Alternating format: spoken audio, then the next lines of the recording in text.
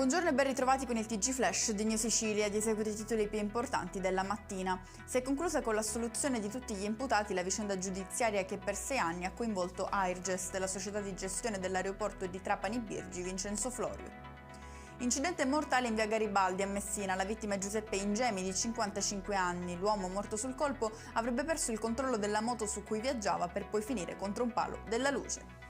Parliamo ancora di incidenti mortali, ma ci spostiamo a Partinico, nel Palermitano. A perdere la vita questa volta è stata una donna investita da un automobilista sulla statale 186. Il decesso è avvenuto subito dopo l'arrivo in ospedale.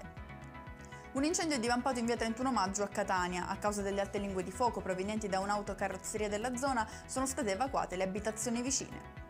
8 milioni e mezzo di euro saranno investiti per il recupero del viadotto Cansalamone a Sciacca, chiuso dal 2014. L'obiettivo è restituire alla cittadina agrigentina un'infrastruttura cruciale per la viabilità locale.